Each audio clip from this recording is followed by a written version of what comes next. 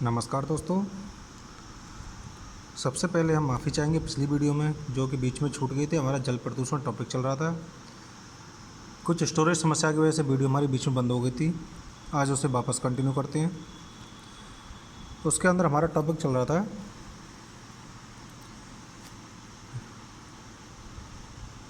जल प्रदूषण उत्पन्न करने वाले कारक। कितने कारक होते हैं उसके अंदर जो हम बता रहे थे वो बता रहे थे आपको। रेडियोधर्मी पदार्थों का जल, कौन सा? रेडियो धर्मी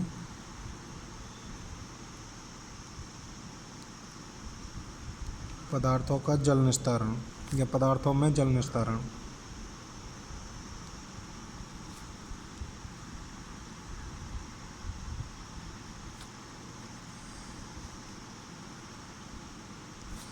इसके अंदर रेडियो एक्टिव पदार्थ के विकिरण तथा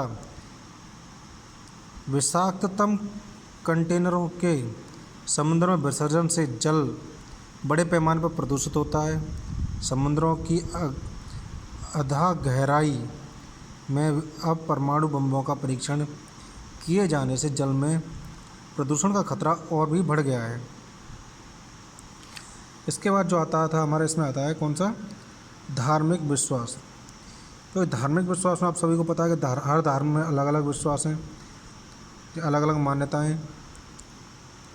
क्या क्या कि कहीं पर देखा होगा आपने हवन की रक्षा वगैरह को जल में प्रवाहित करते हैं, फूलों को जल में विसर्जित करते हैं।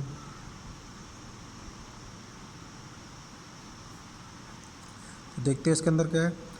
जल प्रदूषण बढ़ाने में धार्मिक विश्वास व रीति रिवाजों भी कुछ सीमा तक सहायक है, क्योंकि नदियों, तालाबों, सरोवरों, सागरों और व जलाशयों में पवित्र डुबकी लगाना या स्नान करना, अस्थि विसर्जन करना इत्यादि धार्मिक दृष्टि से की गई गतिविधियां जल को प्रदूषित करती हैं। गंगा के किनारे शवों को जलाने के उपरांत जल में बहाने से भी जल प्रदूषित होता है।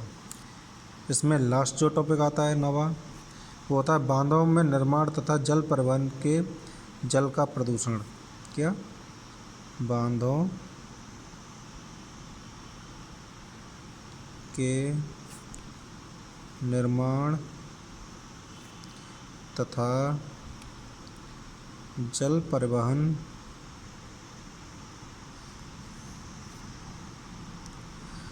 से जल प्रदूषण।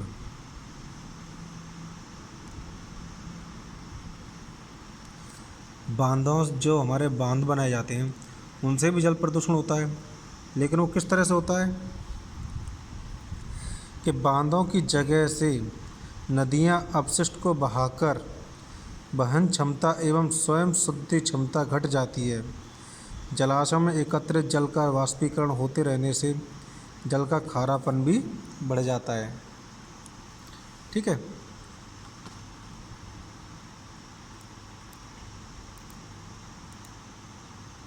आगे देखते हैं हम। अब आगे देखेंगे हम कि जल प्रदूषण के प्रकार कितने होते हैं। जल प्रदूषण टॉपिक चल रहा है तो अब इसके प्रकार भी होंगे। जल प्रदूषण के प्रकार।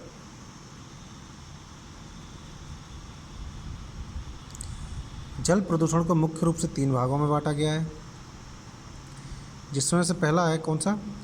भौतिक जल प्रदूषण। भौतिक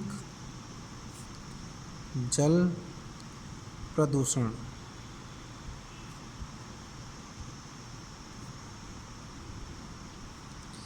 भौतिक जल प्रदूषण कैसे होता है कि जल में भौतिक प्रदूषण से आशय उसके भौतिक गुणों में कमी आने से, जैसे जल का स्वाद, टेस्ट, रंग, गंध व घनत्व के इत्यादि में परिवर्तन होने पर जल प्रदूषित समझा जाता है। इसमें जो दूसरा टॉपिक है वो है रासायनिक जल प्रदूषण।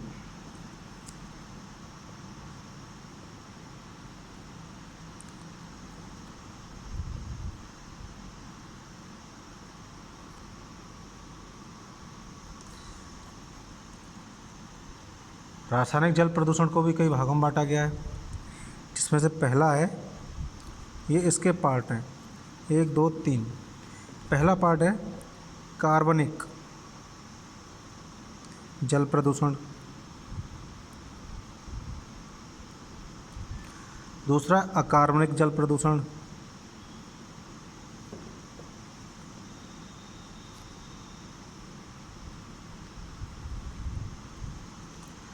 तीसरा है जैविक जल प्रदूषण।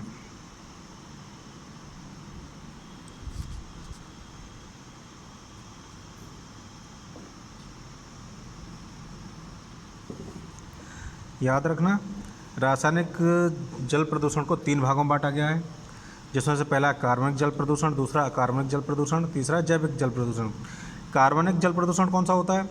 जल के कार्बनिक प्रदूषण के लिए एक अपमार्जक बोलते हैं डिटर्जेंट, साबुन, कीटनाशक, प्रोटीन तथा कार्बोहाइड्रेट, ये सब क्या होते हैं? कार्बनिक पदार्थ होते हैं सभी। इनसे होने वाला ये जल में प्रवाहित होते जाते तो ये जल प्रदूषण करते हैं, जिसे बोलते हैं कार्बनिक जल प्रदूषण। दूसरा आता है अकार्बनिक जल प्रदूषण। अकार्बनिक में आते हैं कुछ घुलनशील पदार्थ और कुछ न घुलने वाले पदार्थ, जैसे घुलनशील व अघुलनशील लवणों, खनिजों, अम्लों, क्षारों तथा रेडियो पदार्थों से मिलने वाले उत्पन्न जल प्रदूषण को अकार्बनिक जल प्रदूषण कहा जाता है। तीसरा आता है जैविकीय जल प्रदूषण। जैविक जल प्रदूषण से समझ रहे होंगे, जैविक यानी वातावरण, जल यानी पानी, आपको सबको पता है, प्रदूषण यानी कि पॉल्यूशन। जैविक से तात्पर्य है पर्यावरण में उत्पन्न कोई भी पदार्थ, जैसे पेड़ पौधे, पत्तियाँ, जीव जंतु हैं, उन सब से मिलने वाला जो है जल प्रदूषण, उन सब ये सभी क्या है कि जल में जाके मिलें तो ये जल प्रदूषण बनाते हैं। कैसे? कि जब जल में सड़ी गली पत्तियाँ, शैवाल, मृत पौधे, गोबर, सूक्ष्म कीटाणु इत्यादि मिल जाते हैं, उसे क्या बोलते हैं? जैविकीय जल प्रदूषण। जब जैविकीय जल प्रदूषण यहाँ तक हो गया, प्रकार हो गए, तो उनके कुछ प्रभाव भी होंगे जो आमतौर पर हम पर भी लागू होते हैं। तो अगला टॉपिक जो होगा इसमें हमारा, वो होगा जल प्रदूषण के प्रभाव।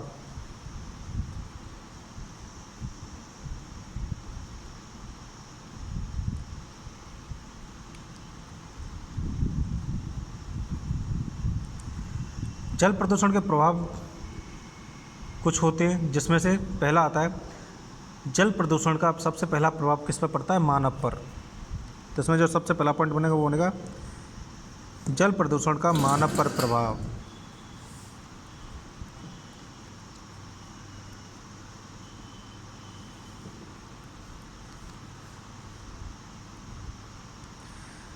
मानव पर क्या प्रभाव पड़ता है जल प्रदूषण का? देखिए आगे मानव को कैसे जल प्रदूषण प्रभावित करता है, देखते हैं। यदि मनुष्य प्रदूषित जल का सेवन करता है तो वह हैजा, पेचिस, पीलिया, पोलियो, बुखार इत्यादि रोग हो जाते हैं। विषैले धातु युक्त जल के सेवन से हृदय, फेफड़ा, गुर्दा व मस्तिष्क इत्यादि के रोग उत्पन्न हो जाते हैं। रेडियोधर्मी युक्त पदार्थ से क्या होता है? कैंसर है, अपंग है या अपंग संतान की उत्पत्ति, ये रेडियोधर्मी की वजह से होते हैं। इस तरह से काफ़ी जो प्रभावित है जल प्रदूषण मानव को करता है। तो याद रखना कि जल प्रदूषण के प्रभाव से मानव में होने वाले रोग कौन कौन से हैं? प्रदूषित जल पीने से या जल का सेवन से हैजा, पेचिस, पीलिया, बुखार। दूसरा विषैला जल। विषैला को जल कौन सा होता है? जो धातु से बना हो, उसके सेवन से क्या होगा? हृदय में खराब होगा, फेफड़े, गुर्दा, मस्तिष्क, इन सब से संबंधित रोग उत्पन्न होंगे। और रेडियोधर्मी पदार्थ के जल पीने से, रेडियोधर्मी पदार्थ होता है जिसमें विकिरणें गई हों जल में, उससे क्या होता है? कैंसर इत्यादि के रोग। ठीक है, ये तो हुआ मानव पर प्रभाव। दूसरा होता है कौन सा? जीव जंतुओं पर जल प्रदूषण का प्रभाव।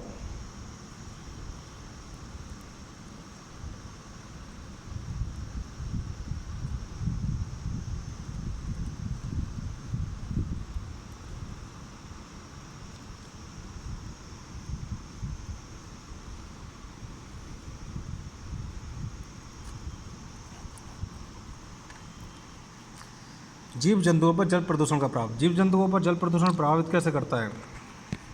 यदि जल प्रदूषित होता है और उसमें ऑक्सीजन की कमी होती है, जिसके फलस्वरूप उसमें रहने वाली मछलियाँ तथा अन्य जीव जंतुओं पर घातक प्रभाव पड़ते हैं और उनकी मृत्यु भी हो सकती है।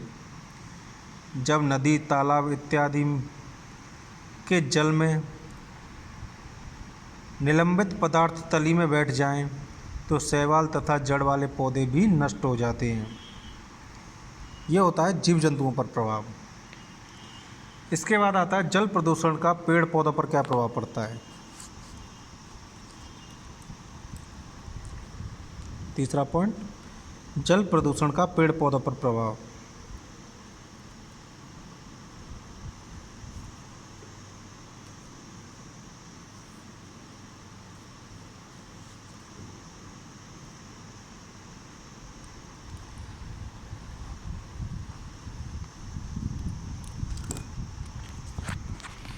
जल प्रदूषण का पेड़ पौधों पर क्या प्रभाव पड़ता है और जल प्रदूषण पेड़ होता कैसे है, ये मैं आपको पहले बता चुका था कि जब हम कृषि में, खेती में, तो सिंचाई के लिए जो भी हम पदार्थ यूज करते हैं, जैसे कि कीटनाशक दवाएं,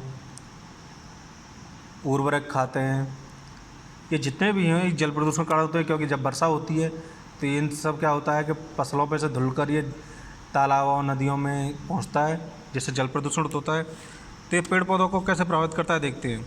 यदि खेती की सिंचाई प्रदूषित जल द्वारा की जाए तो पौधों भी प्रदूषित हो जाते हैं, अर्थात रोगग्रस्त हो जाते हैं। उनके विकास वृद्धि पर प्रतिकूल प्रभाव पड़ता है। यदि मनुष्य जीव जंतु इन प्रदूषित पौधों अथवा उनके फलों का सेवन करेगा तो उनके स्वास्थ्य पर भी हानिकारक प्रभाव पड़ेगा। ठीक है। इसके बाद आता है जल प्रदूषण का जल पारिस्थितिकी पर प्रभाव।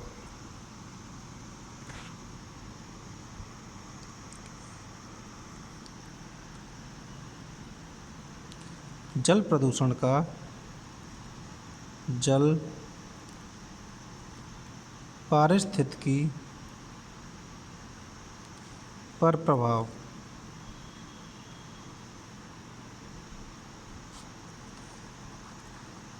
जल प्रदूषण का जल पारिस्थितिकी पर क्या प्रभाव पड़ता है? पहले से जल प्रदूषण का आपको सब कुछ चलता आ रहा है। जल प्रदूषण का पारिस्थितिकी पर क्या प्रभाव पड़ता है पहले आपको बता चुका हूँ, एक बार फिर सुनिए। प्रदूषित जल के सेवन से पेड़ पौधे, जीव जंतु तथा मनुष्य प्रभावित होते हैं, जिसके फलस्वरूप पारिस्थितिकी का संतुलन बिगड़ जाता है।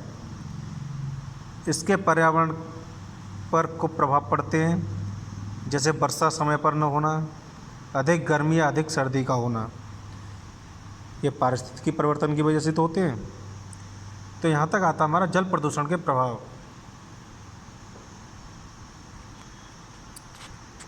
अब आगे देखते हैं।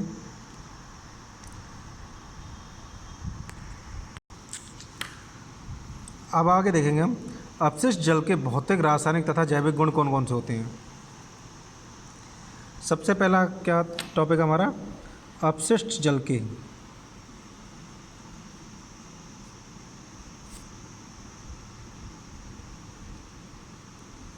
भौतिक,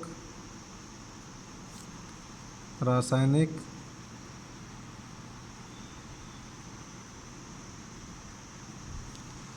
तथा जैविक गुण।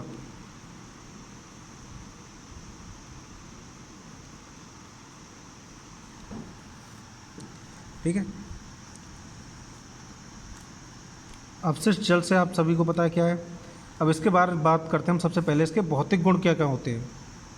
सबसे पहला टॉपिक हमारा भौतिक गुण। भौतिक का अर्थ होता है जो देखा जा सके। याद रखना, भौतिक का मतलब सीधा सा बिल्कुल सिंपल, जो प्रत्यक्ष हो, जो देखा जा सके, उसे बोलते हैं भौतिक। इसमें सबसे पहला आता है हमारा रंग।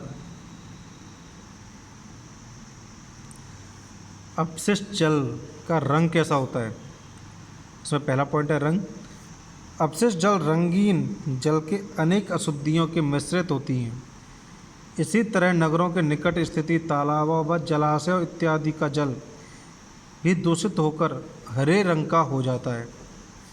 ध्यान रखना, जो हमारा भौतिक गुण है अपशिष्ट जल का, उसमें सबसे पहला रंग है, टॉपिक है रंग। रंग के अंदर ज़्यादातर हमें जो जल दिखाई देगा वो हरे रंग का दिखाई देगा, क्योंकि उद्योगों से निकलने वाला रंग जो जल है उसका कभी गौर से देखना तो आपको हरापन उस रंग में पानी में दिखाई पड़ेगा। दूसरा आता है इसमें स्वाद, गंध व घनत्व। स्वाद, गंध व घनत्व।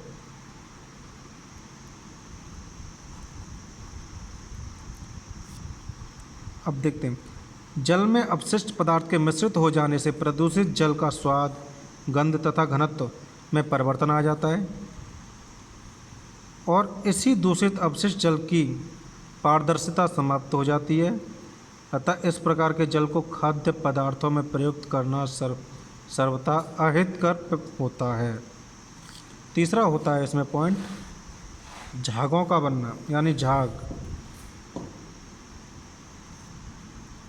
झाग क्यों बनते हैं? अपमार्जक की वजह से। अपमार्जक डिटर्जेंट, ठीक है। अब देखते हैं झाग का।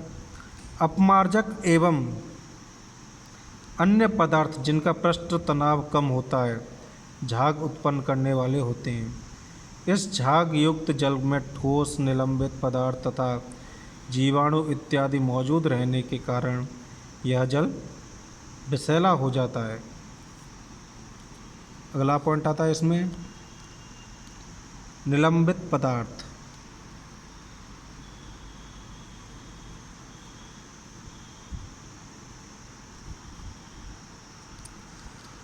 जल में मौजूद निलंबित पदार्थों के कारण जल गंदला होता है। इसमें इसके बाद आता है तापीय प्रदूषण।